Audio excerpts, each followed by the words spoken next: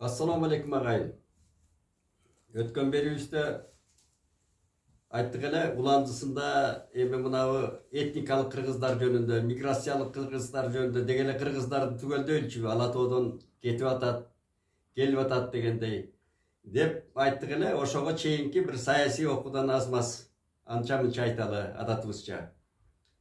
Mına geçe internetten görüp atam, mına Sıkköl'de tosmalar alınıp atpay. Pляжтардагы жана санаторий тиги булардагы бүт тосуп алган, кашайып ак үйдү да тосуп алгандай баардык тосуп алышканда барын. Эми ушуну абдан жакшы указ чыгарды. Ал чыгарды деп жүрсөм 1 жыл мурун эле чыккан экен ал указ. Эми ал жердеги жергиликтүү уктап аткан жетекчилер алганын алып, баягы бармак басты көз кысты дегендей да калгандары бар окшойт. Эми мына сезон башталса жана келгендерге ыңгайсыздык жаратып, эми ошо жерде калдыратып, сүйрөтүп, эми алып атат көпчүлүгүн. Мындай кайдыгер жетекчилерди жазалоо керек да. Же кызматтан алыш керек. Же болбосо ошондой жөнүн алып койбой, анын күнөөсү моюнда болсо жазасын бериш керек. Президент мынабы ортоңку извенонун жетекчилерин көрүп жүрөм мен. Эл аралап. Көп жетекчилер илгерки ойдон эле сабатсыздыктын белгиси. Азыркы президент Садыр Жапаровдун полномочиясын анча этип албайт экен. Азыр бул толугу менен президенттик башкарууда отурабыз биз азыр. Ошондой добуш бергенбиз. Президент айтты, указ чыгардыбы, СССРдин тили менен айтканда кыйшайсыз аткарыш керек. Анан эми мына ушул жерде чаңдатып атышат. Анан дагы бир маселелер бар, мына көлдүк туугандарга айтып кое турган. Дегеле бардык эле региондордо бирок көл кыргыз элинин Алатоонун бермети көзү деп жүрөбүз. Биздин жалгыз туризмдин жалгыз орчундуу булагы Ысык-Көл. Бул келечектүү. Кесинде Акаевдин убагында Япониядан фирмалар келгенде уккам 95-96 жылы. Бергиле Ысык-Көлдүн пансионаттарын. Ошол бүт пансионаттарды дүйнөлүк стандартка келтирели, электричка жүргүзөлү, жолдорду салалы десе, шапка сураган деп жүрөт. Ошо менен алар айнып кетип калган. Көрдүңүзбү? Ошондо албетте алардын өзүнүн кызыкчылыгы болгон. Мына кеч болсо дагы азыркы бийлик көлдү жандандырып атат кайрадан. Ажаткана таппай калганбыз. Мен сырттан келген кишилерди, кытайлык жазуучуларды алып жүрүп, ажаткана жок, көлдүн жээгиндеги жолдордо ажаткананын бардыгы байлык өлгөн. Мен ошондо уялганмын. Мына азыр көлдүн тегерегин кайра жандандыруу жөнүндө кызуу. Ал бир эле көлдүктөргө тиешелүү эмес, жалпы кыргыз элинин дөөлөтү. Мына ушундай түшүнүш керек. Анан эми жерлерде бизде мына 30 жылдыкта эгемендик алгандан бери жана Акаевдин теңдемечил шайлоолорунан улам бизде трайбализм күчөгөн, жерчилдик деген. Мына көлдүктөрдө да ошондой азыр. Айрыкча жаш жигиттер, мына Ысык-Көл Чолпон атанын ар тарабында, мына Чолпон ата да негизи уюгу. Туризмдин келе турганы, жанагы сезондун эң уюгу ушул Чолпон атанын ар жак бер жагы. Мына жазда президент ошол жерге парк ачып атты, жаны кейип айтты. Ушул жерге келип эле тийише берет экенсиңер, иштетпейт экенсиңер, токтотпойсуңар муну депчи. Муну токтотуунун бирден бир жолу ошол мыйзам иштеш керек. Баягы кукуклансларга Америкада кандай мыйзам иштегенде мыйзам иштеш керек. Укук коргондору коргоо органдары иштеш керек. Анан ал жерде жанагыдай жапайы өкүм зордук деген болбош керек. Бул ошол балдарга ошол жердеги жанагыдай шымаланып жүргөн инилериме, балдарыма айтып коюшум керек. Өз элиңе, өз жериңе, казынаңа, мамлекетиңе чыккынчылык кылып атасың. Ал көл деген жалпы элдики.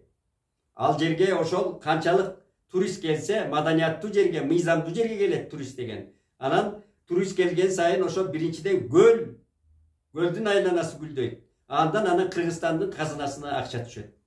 Шуну түшүнүп алуу керек да, кеңирээк. Сенин чөнтөгүң эле толсо болдубу? Ошол жерде жүрө бересиңби? Мына мындай маселелер бизде көп. Жерлерде бар ошондой, бир эле көлдө эмес.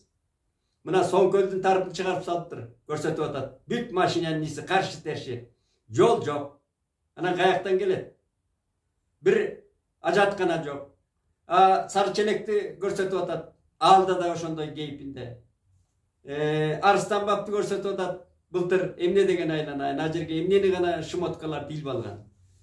Ошон үчүн ошо биринчи президенттин указын кыйшайып аткара турган кадрларды коюш керек ошол жерге. Тез ылдам иштей турган, дүйнөнү көргөн, мобилдүү иштей турган жаштар бар азыр. Ошолорду коюш керек. Анан эле кызарган жерде аңдып отурган баягы тааныш билиш менен коюп алса, ошол отурат. Аңдып эле анан тияка бериш керек, буяка бериш керек. Анан бизге ким келет?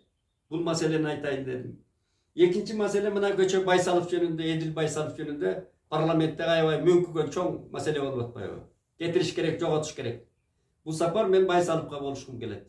Эдил мырза деле жөн кадрлардан эмес, көптү көргөн, көп кыйынчылыктарды башынан өткөргөн, бийликтен кагуу жеген, далай сыртка барып келген, өзүнүн чартараптуу кургузору бар, билимдүү.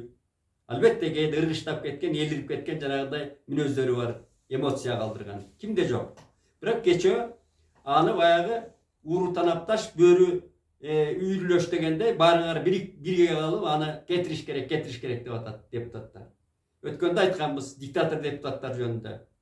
Диалог деген болобу силерде өзү. Мындай маданият түрдө диалог, дискуссия деген болуш керек да. 21-ci кылымдын кадрларыбыз акыры, кишилерибиз бар, адамдарыбыз. Анан эле жакпай калса эле кетиш керек. Бирге каласыңар ошол жерден. Жанар Акаев, жанагы Акбөкөн Таштанбековдун сөздөрүндө эле уктум, алар калыс айтып атат.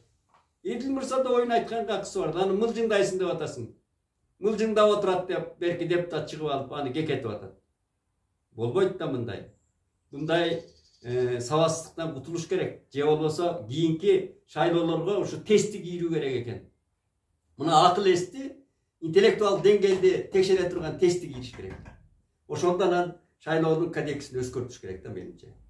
Ушундай иштерди жасап алса, анан мынандай сабатсыз адамдар келип алып эле элди иштетпейт.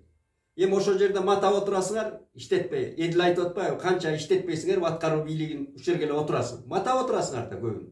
Аны миңдеген жарандар, граждандар келип, ошол министрдин орун басарын эшин сагалап отурат. А силер бир 70% депутат ошону матап отурасыңар. Эми мындай бир онлайн түрүндө сурай турган мезгил. Мына президент ошону кийирип атпайбы бизге. Дүйнө деген азыр интернет менен сүйлөшүп калды. Аны отургусу эле матабайт илгерки колхозчусунан эле. Тизип алып эле. Андай эмес, азыр бүт интернет аркылуу сүйлөшөт. Интернет аркылуу документтерди бүтүрөт. Үйүнөн бүтүрөт баарын. Ошо жеринен, кабинетинен эле сүйлөшүп койсо, маселесин чечип койсо болот ошондо. Ушундай жактарын карап бир маданияттуу иш кылсаңар жакшы болот эле. Эдил Байсаловду кетирбегенде ал өз айткандай кылыгы иш айбайт, эртең башка жумуштарды иштей берет. Анан ал жагында карагыла. Экинчи мынабы Акылбек Түмөнбаев деген депутатыбыз дагы эртең менен көрсөтүп атат телевизордон, интернеттен. Жанагы темир жол департаментинин башчысын аябай абдан эле мындай ал дагы эзип атат да. Эми ушул жаш жигит экен ал, ошол президент коюп атат. Анан абдан мындай сөзүн укканда сабаттуулугу көрүнүп турат да. Анан эле бир жалпылап эле баягы ушунча жеп коюпсуң, ушунча алып коюпсуң, же свадебный генерал деп жалпы баягы бир кыргыздын бир эмеси бар. Илгери нарында тиги Москвага арыз жазса келип, анонимный арызды Москвадан келип текшерчү. Анан жыйындарга көп катыштым да, мен жаш кезде журналист. Анан бирөө кол көтөрөт. Мен окуп алсам да оюмду айтайын дегендей да. Бул биздин депутаттарда да дүңүнөн сокмой. Фактың болсо ошону кагаз түрүндө бер прокуратурага, сотко бер. Анан а жерден эле дүңүнөн эле алып келип эле матай бергендин натыйжасы болбойт тугандар. Андан кийин анан мынабы Мадмаров жөнүндө экөөс айтып койгон, өткөндө да айттым. Мадмаров теге эле койсоңор жакшы болот эле да. Мадмаров деле ушул өзү улгайды, ал тети Акаев орунан бери эле какшап келатат эми. Мындай кишилер керек коомго. Парламентке керек. Аны диалогко келип столдун үстүндө чечсе болот. Биздин ата-бабаларыбыз дипломатиялык жолдор менен чечкен маселе. Ушундай кырдаалдар бизде көп болгон. Азайып, мына андан азайып келген, далай талкалашкан, далай качкан, Гизарга чейин качып кеткен калмактар кубалаганда. Ошентип кайра жерин тапкан кыргыз. Мындай шордуу мезгилдерди далайын өткөргөн башынан. Ошондо диалогко келген. Дипломатиялык жол менен чечкен Атеке Батырдан баштап Санкт Петербургга Абдурахман Күчүктү жөнөтүп атат. 3 айда жеткен экен кайран киши. Кайра келет жолдон өлүп атат Абдурахман Күчүк деген. Мына болду да бизде Тилек Матаке көлдүн башындагы тезек төрөгө барып бугунун кыргынын токтотуп калган. Мына Куугулак Шамен деген граждандык согуш токтоткон киши бугун менен сарбагышты. Мына Түлөберди абабыз Байтыктын чоң атасы Абылай хандан жерлерди кесип алган сөздүн дипломатиянын күчү менен барып. Биз караңгы деген көчмөндөр доорунда ушундай дипломаттар болгон. Тетиги Манастын өсүндө жатпайбы? 70 уруу тил билген аргынгандын ажыбай деп атат. 70 уруу тил билген деп атат. Элдин тилин билген. Мына ошондой дипломаттар Манаста айтылып атат. Курманжан энебиздин сабагын албайсыңарбы? Өз баласын элдин кыргындан сактап калды. Өз баласын өлүмгө кыйып атат да. Мындай айтканда. Ушундай уступкага барбайсыңарбы, туугандар? Ансызда дүйнө кырдаал өтө кооптуу болуп турганда, бир муштум болуп, ядро болуп, өзүңөр ички тартипти келтирип, ынтымакка келбейсиңер бийлик. Андан эл өзүнөн өзү келет. Эл өзүнүн коргондоп алган эл дагы. Ошол Ысык көлдү, мына Ак үйдү коргондогондой, мына менин айылыма барсам бүт үйлөрү илгери ачык болчу, огороддору. Үйлөрдүн эшиктери ачык болчу. Азыр бүт коргондоп алган. Илгери өзбектер мен оштон окуганда таң калчу элем, өзбектердин коргондору төө менен кетип баратсаң да ичинен киши көрүнбөйт деп тамашалашып. Азыр бүт коргондоп алды үйлөр. Мына бул жаман жорук. Бүт изоляцияга түшүп атат адамдар. Депрессияга, өзүнөн өзү страх орусча айтканда. Мындай кезде ачыкка чыгыш керек да. Биз демократия деген ошол. Данияга барсаң, маселен, Түркияда эле коргондор жок экен. Мен Түркияга канча 2 жолу бардым го. Мына командировка менен. Ошону айтайын дедим. Анан эми биз жанагы миграция жөнүндө ошо азмас айтып кетели. Өткөндө дагы адистер келбей калды. Бүгүн эмкиде чакырып айтышабыз. Мына Москвадагы биздин Россиядагы кыргыздар, миллиондон ашык кыргыздарыбыз жүрөт Москвада. Ушунун саясатында биз этиятташыбыз керек. Өткөндө мына тил боюнча эжебиз Чолпон Байекова биздин тил комиссиясынын иши кандай эффективдүү болуп атат, ошого каршы сүйлөп атат а киши. Москва деп дагы эле. Четин Жумагулов деген аксакалыбыз Илимпоз бир кыргыз туусуна материал жарыялаптыр, латын тамгасынын кереги жок. Анан тиги Москва турат деп, Москва туранын турат. Аны латын тамгасын кийирип ие турган эч ким жок азыр. Ал кырдаал бизде өтө татаалдашып калды. Президент туура түшүнүп атат муну. Ал тетиги Кымгут кесте өтүп кетишти көбү. Мына өзбектер өтүп кетти, Түркмөнстан өтүп кетти, диктатура. Тажиктер тетиги Азербайжанда түрк тилдүү элдердин баары өтүп кетти, биз калдык. Эми биз өтөбүз деп мөңкүгөнгө азыр акыбыз да жок, шайыбыз да жок. Аны президент да түшүнүп атат, биз да түшүнүп атабыз. Бирок ушул аксакалдар жөн эле жатпай эле, ушу Чолпон Байекова эжебиз, ошо Четин Жумагулов байкебиз кайра эле Москвага көчүгүн такап эле ошол жака эле кошоматын койбойт дей. Анан биякта бир тил менен тилди өнүктүрөбүзбү, өстүрөбүзбү? Неберелерим сүйлөбөй бараткан, жоголуп бараткан тилди кайра жандандыруу жөнүндө аракет болуп атат да бизде. Аны колдобойт, жок, тияка туруп алып эле баягы илгерки обондорун сосушат да.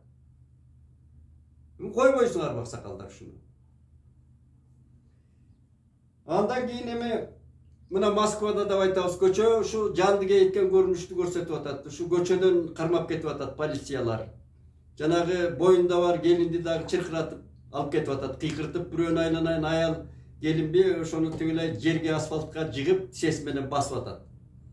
Эми алар кандай деле кылмыш кылбай эле кетип бараткан кишилер экен, аны алып барып милициянын бөлүмүнө алып барса, ошол жерден балдар репортаж берип атат. Садыр Нуркожоевич деп жалдырап кайрылып атат. Биздин документтерибиз баары эле жайында дейт. Эми Москва Россия өзү согушту кырдаалда, аякта согуш жүрүп атат Украинада. Булар да текшериш керек да. Буларда катуу көзөмөл бар азыр. Бирок элчилик деген эмне кылып атат? Эми Садыр Нуркожоевич барыш керек ошол жака чуркап. Өрт өчкүрүчтөй болуп ансызда чуркап жүрөт. Эми эмне кылып атат ошол элчилик? Эмнени карап турат? Ошого жетип барбайбы? Арачы болбойбу? Элчилик деген ошол да. Ошол жерде чыркырап атышат. Мына Москва, биз Россиясыз эч жака бара албайбыз. Мен кесел айтам муну. Мен батышты да жакшы көрөм, Дүйнөнү жакшы көрөм, Маркести окуйм. Койчу бир кыштата Маркести окуп, Колумбия бандитизм жыттанган Колумбияда көзүмө жакшы көрүндү. Маркести окуп атып. Эми киндиктеш 3 кылым болду Россия менен биз киндиктеш. Мындай айтканда тагдырлашып жүргөнүбүзгө. Албетте 16-жылды кантип унутабыз. Бирок Россиясыз дагы биз эч жака бара албай турганыбызды, коргоно албай турганыбызды түшүнөбүз биз. Биякта турат Аждар, аякта турат эки баштуу бүркүт, биякта турат дагы Түркия деген. Ал Эрдоган кол сунуп атат, бирок географиялык акыбал деген өтө кыйын, Салжаник айткандай. Тай туйлап такка чыкпайт балдар дечү. Россиянын демократиялык жолго түшүп тез өнүккөнүн Кудайдан тилегиле дечү. Ошондой туугандар акыбалыбыз. Анан эле жатып алып эле аны тескери жазып, кереги жок адвокат болуштун Россияга. Ал ансыз да империя. Биз муктажбыз Россияга. И башка мамлекеттерге да муктажбыз. Аны эми бийлик өзү сезип аткандыр. Анан кийин эми мен дагы кубандырганы Огайо деген штаттан Агая деп коёду. Американын штатынан жигиттер чалып атат мага. Касым деген жигит мынабы өткөндө чалышкан. Оордатып атышыптыр азаматтар. Ошол жерде канча үйлүү кыргыздар бар экен, көп жылдан бери жашайт экен. Анан Чикагодон тигинден мындан Вашингтондон баарынан чакырып алып кыргыздарды байга коюп, жылкы союп, ошол жерде жанагы Табыл деген Бердиев деген аксакал илгери байкебиз Боз үйдүн форматында эме жасаган тиги Ордонун стадионун. Ошондой оордатып атышыптыр. Маны китебин жазып бериңиз Ордон дейт. Бизде Ордону какшап мен мына жака чемпионаттарга түзүктөп кийире албай жүрөм. Ордо байыр коюн, көкбөрү, ат чабыш бардыгынан мурда Манас атабыз биринчи көз ачканда Ордон аткан. Ошол Ордо жөнүндө мындай жакшы кабарды угуп, азаматтар сыртта жөн эле жүрбөйт экен. Ошол кыргыздын рухун, тилин унутпай, алар аракет кылып атат, борборлор түшүп атат, балдарын ошол адат салттарыбызга үйрөтөлү, тилибизди унутпайлы деп сырттагы жүргөн балдар инстинкт, табигый түрдө аракет кылып атышат азаматтар. Мени ушундай кубандырды. Эмкиде ошол этникалык кыргыздар, миграцияда кыргыздар жөнүндө кенен айта баштайбыз, фактически. Анан мен аягында мынабы бийлик талашып, байлык талашып аткан инилериме, көбү кичүү менден, шуларга бир мынабы Карбалас Бакиров деген тагдырды көрүп келген, кесинде эстирдин убагында капкалуу тетиги тайгада капкалуу жерлерде жашап келген киши, мындай кайман айтайын. Ошол кишинин, ошол таланттуу акындын бирин айтып коеюнчу силерге. Төш кагып жогалмактанган түштүм деп түпсүз асмандан. Айлансак аздык кылат, унчукпай жааган ак кардан. Бири-бирин алар жек көргөн, эмес жеп көргөн, күнөөсүз өсүр жагынан үлгү алсак болот чөптөрдөн. Жогалар мейкин талашкан, үйрөнсөк болот дарактан, короодон түптүс аалам асманга кыйкырбай өсүп бараткан дейт. Ушундай өссөңөр кыйкырбай эле жасасаңар болот, талашпай эле. Анан эми лайкыңарды басып, бизди элге тараткыла эми. Биз дагы бакылдап атканыбыз текке кетпесин.